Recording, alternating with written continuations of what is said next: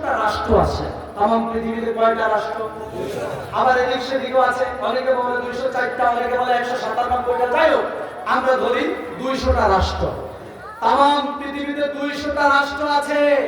200 রাষ্ট্রের মধ্যে 800 কোটি মানুষ বাস করে। 800 কোটি মানুষের মধ্যে 200 কোটি মুসলমান। চিৎকার দিয়ে বলেন আলহামদুলিল্লাহ। কত কোটি? কত কোটি? কত কোটি? জরিপ করে দেখা গেছে, জরিপে পাওয়া গিয়েছে আগামী 50 সালের মধ্যে পৃথিবীর সর্বশ্রেষ্ঠ ধর্ম হবে ইসলাম।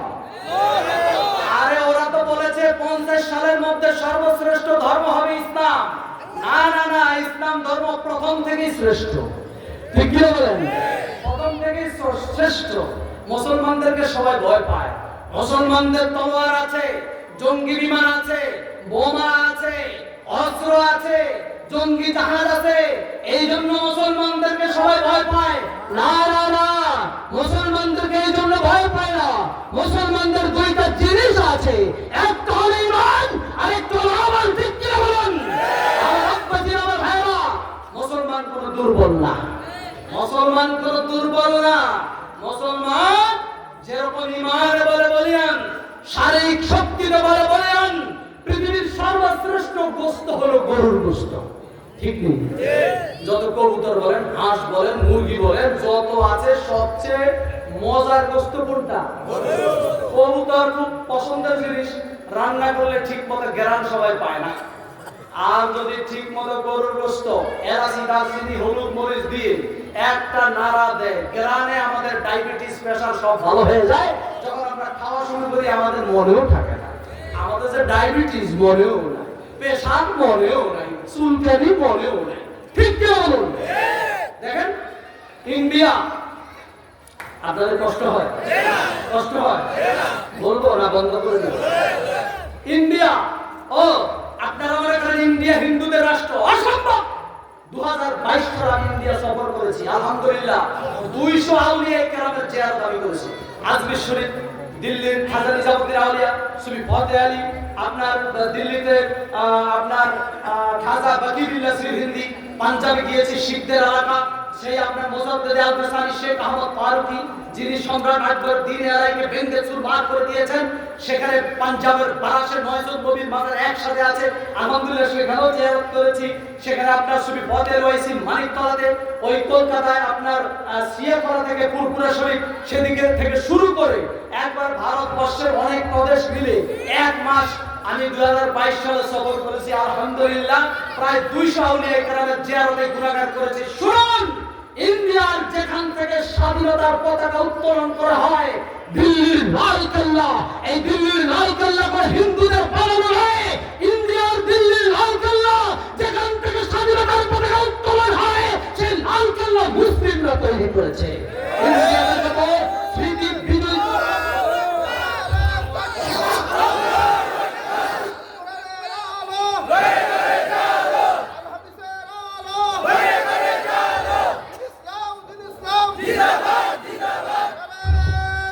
ইন্ডিয়ার যত স্মৃতি বিজড়িত স্থান হয়েছে, সেই আপনার যান তাজমহল, তাজমহল বিক্রি করে কোটি কোটি রুপি ইনকাম করো। খবর না, ইতিহাস কাটো। তাজমহল বানিয়েছে মুসলিমরা। কুতুব মিনার বিক্রি করে টিকিট দিয়ে গিয়েছে তাজমহল। রুপি দিতে হয়, 500 রুপি দিয়ে তাজমহল দেখতে হবে, 40 রুপি দিয়ে কুতুব মিনার দেখতে হবে। দৈনিক হাজার হাজার পর্যটক থেকে কোটি কোটি রুপি নাও। কাদের এইগুলো তৈরি করা? মুসলিমরা ইন্ডিয়া 800 বছর শাসন করেছে। ইন্ডিয়া সাম্রাজ্য মুসলিমরা 800 বছর শাসন করেছে। মনে রেখে দাও, এই ভারতবর্ষ মুসলিমদের হাতে আল্লাহ তাআলা আজিরাই দিয়ে দিবেন, দিয়ে দিবেন, দিয়ে দিবেন, কোনো সন্দেহ নাই। ঠিক কি বলুন? আস্তে ছেড়ে দাও, আস্তে ছেড়ে দাও। আমরা মুসলিম। ইন্ডিয়া গরুগুলো লালন করে। এই যে বলেছি না, সবচেয়ে মজাদার গোশত হলো গরুর গোশত। হিন্দুরা খায়? কথা বলেন, খায়? খায় না। এত মজার গোশত। আল্লাহ তাআলা বলেছেন, আল্লাহু ইয়ারযুকু মান ইয়াশা বিগাইরি হিসাব। আমি আল্লাহ তাআলা যাকে ইচ্ছা তাকে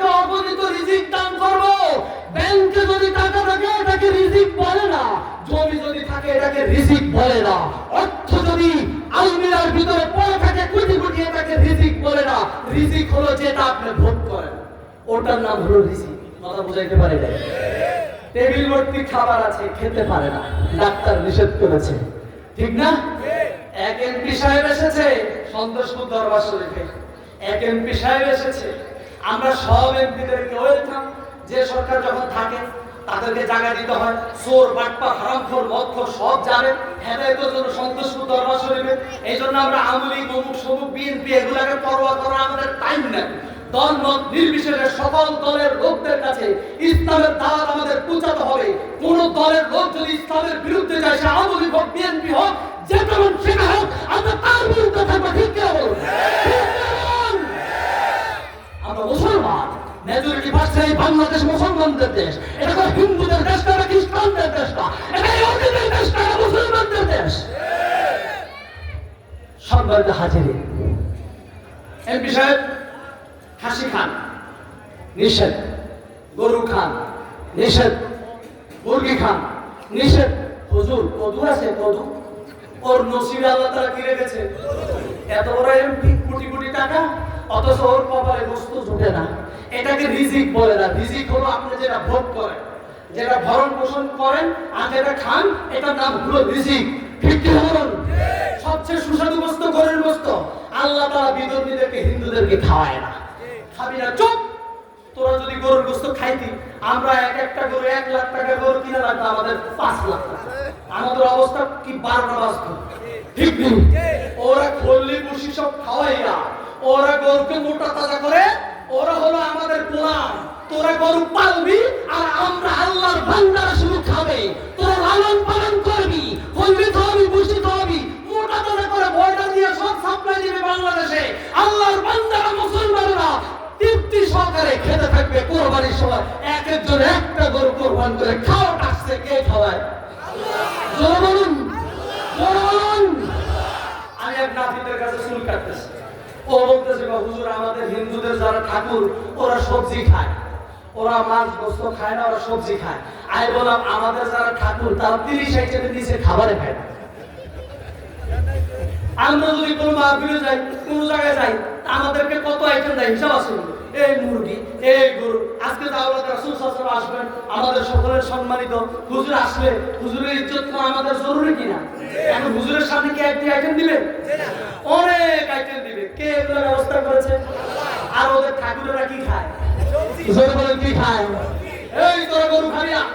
গরু যদি খাস আমার বান্দারা, তাহলে তো অনেক কষ্ট হবে, গরু কিনতে অনেক সমস্যা হবে। তোরা কেবল পালবি আর এগুলা বর্ডার দিয়ে পাঠাবি বাংলায়, আর আমার বান্দারা খাবে আর আমার গোলামি করবে, ইবাদত করবে।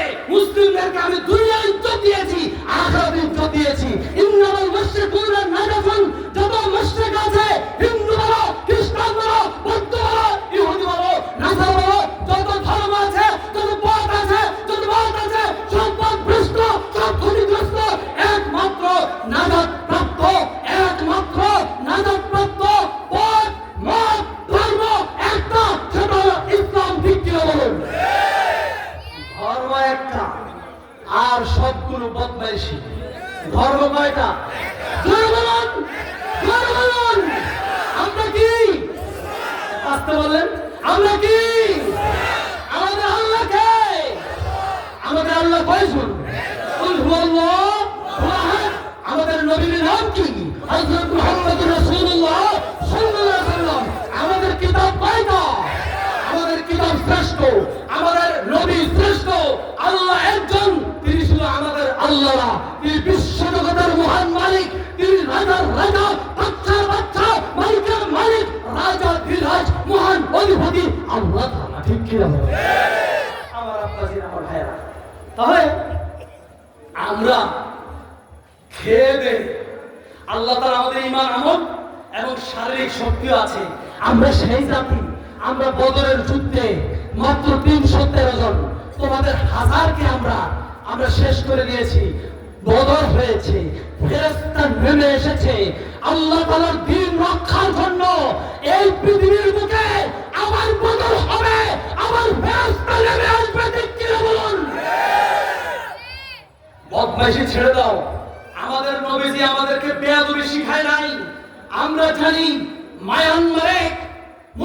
মুসলিমদের কেটে টুকরো টুকরো করে মুসলিমদের গোস্ত রুটি দিয়ে খেয়েছেন রান্না করে।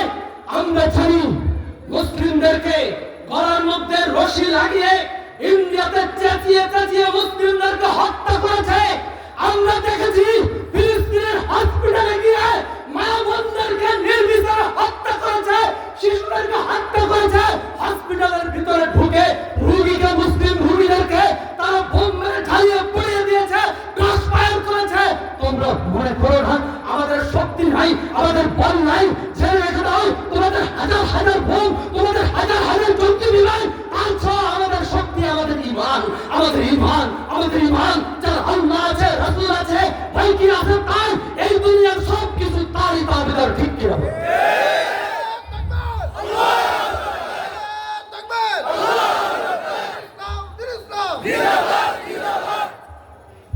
কি মনে করেছো? হ্যাঁ, তোমরা আমাদের ভাইদেরকে, মুসলিম ভাইদেরকে কেটে টুকরো করে তোমরা হাঁড়িতে রান্না করে খেয়েছো। আরে বাংলাদেশে যতগুলো বৌদ্ধ আছে আমরা কিচ্ছু বলিনি। তোমরা আমাদের হিন্দু যারা আছো, আমাদের বাবরি মসজিদ ১৭০০ বছরের ঐতিহ্য, বাবরি মসজিদকে ভেঙে চুরমার করে দিয়েছো। এই বাংলাদেশে আমরা ইচ্ছা করলে এই ৩০ মিনিট আমাদের সময় রাখবো না, বাংলাদেশের অসংখ্য মন্দিরগুলো আমরা গড়িয়ে দিতে পারতাম, কিন্তু আমরা তা করিনি। কারণ আমাদের নবীজি আমাদেরকে বেয়াদবি শিক্ষা দেননি। আমরা করলে করতে পারতাম, আমরা করি নাই। আমাদের রাসূল আমাদেরকে আদব শিক্ষা দিয়েছেন, আমাদেরকে তিনি বেয়াদবি শিক্ষা দেন। এই জন্য এটা মনে করো না যে আমাদের উপর হামলা করবা, আমাদেরকে মারবা, আমাদের অস্তিত্ব নিয়ে তোমরা টানা হেসরা করবা। আর আমরা কি করব? চুপ করে থাকবো? আমরা আসমানের দিকে তাকিয়ে আছি, মালিক যখন হুকুম করবেন আমাদের হাত পা গুলিয়ে আর বসা হবে না। ইসলাম রক্ষার জন্য আমরা ঘর থেকে বের হয়ে আমরা বাইরে নেমে পড়বো। ঠিক কি বলো?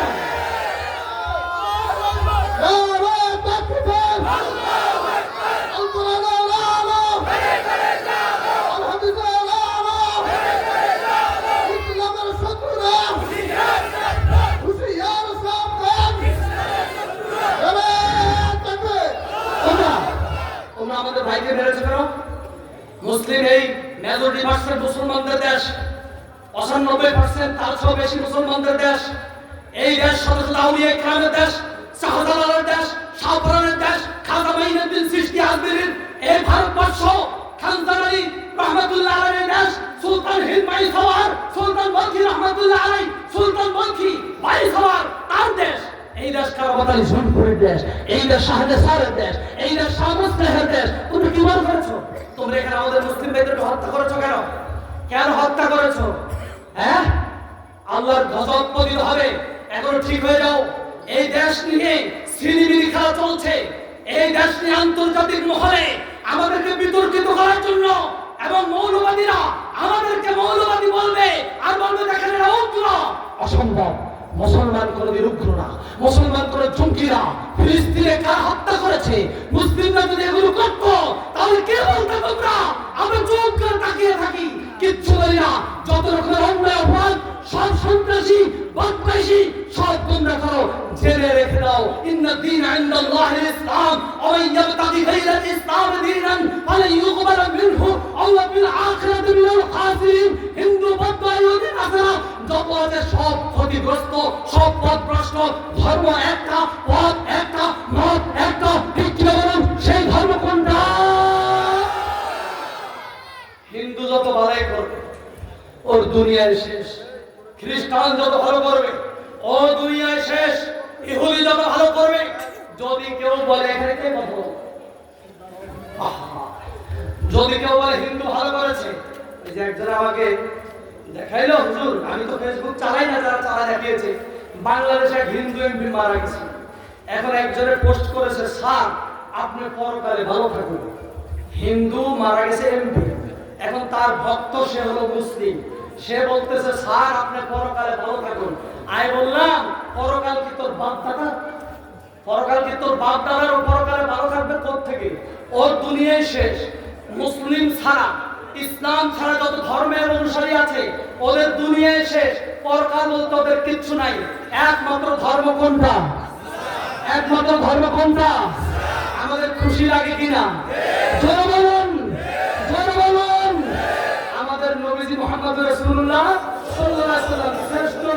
জানতাম না। নবীজিকে ইজ্জত করে সকল ধর্মের লোকেরা। কতগুলো পাগল ছাগল তো নবীজির বিরুদ্ধে বলবেই, নাস্তিক মাস্তিক হাইওয়ান জানোয়ার এগুলো থাকবেই।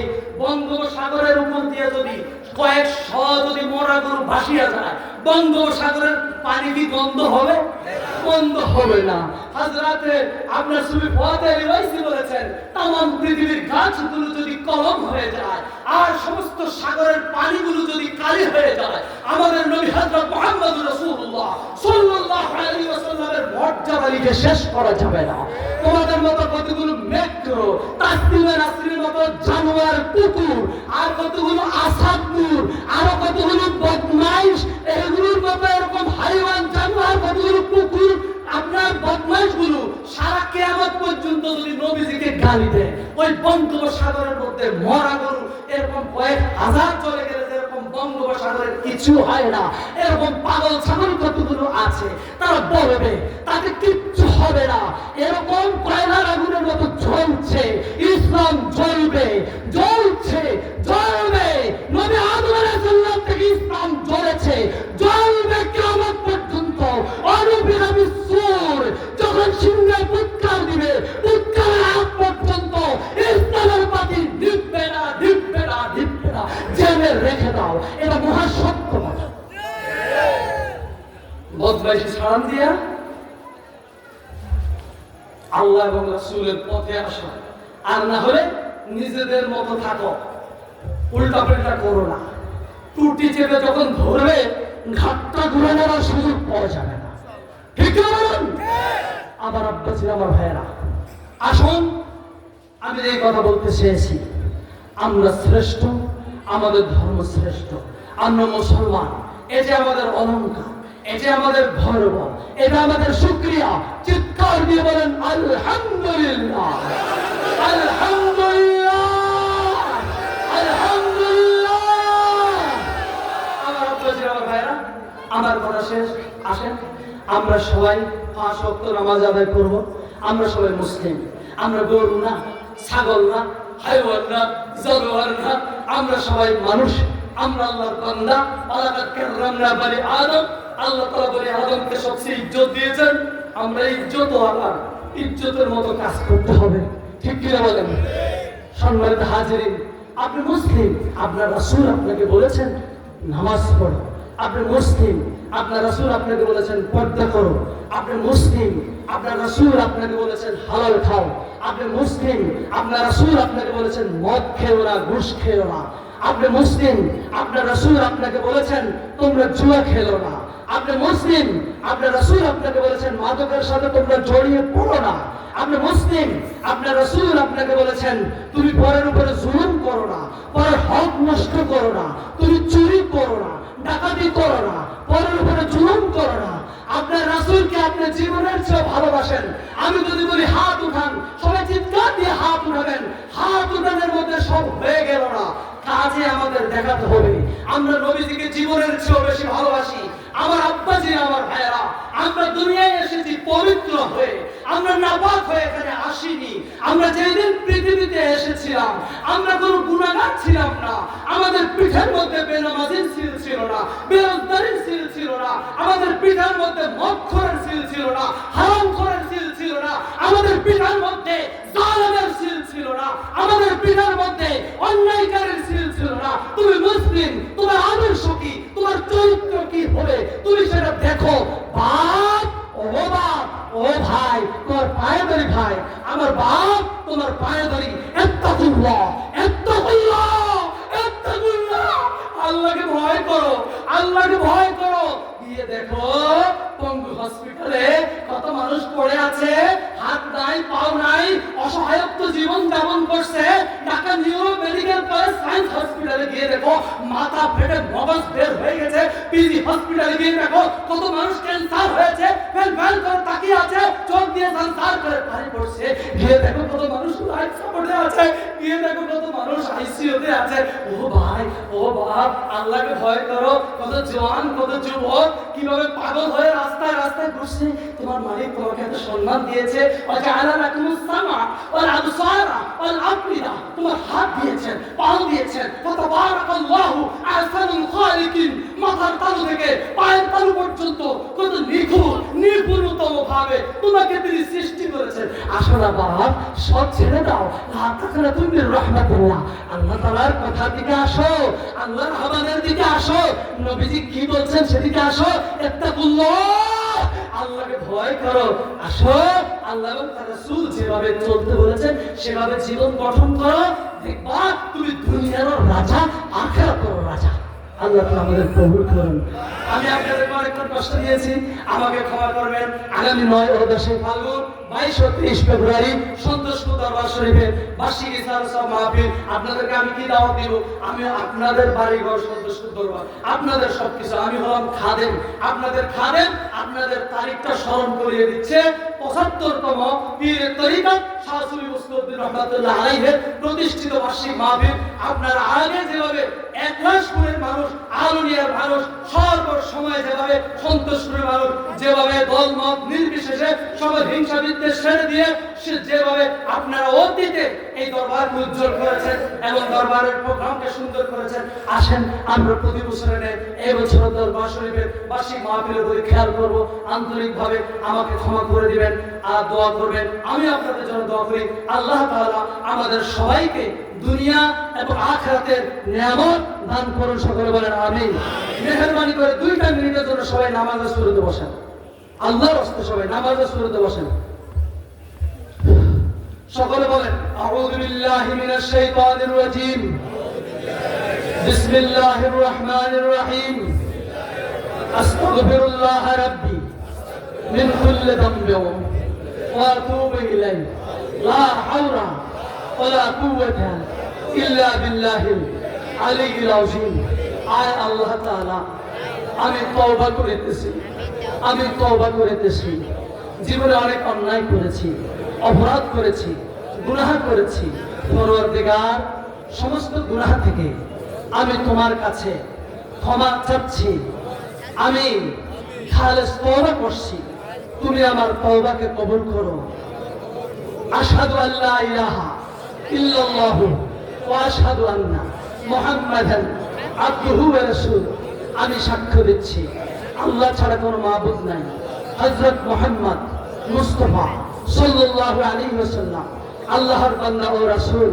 সবাই মুহাম্মাদের সাথে বলে লা ইলাহা ইল্লাল্লাহু মুহাম্মাদুর রাসূলুল্লাহ সাল্লাল্লাহু আলাইহি ওয়াসাল্লাম। আসসালামু আলাইকুম ওয়া রাহমাতুল্লাহি ওয়া বারাকাতুহু।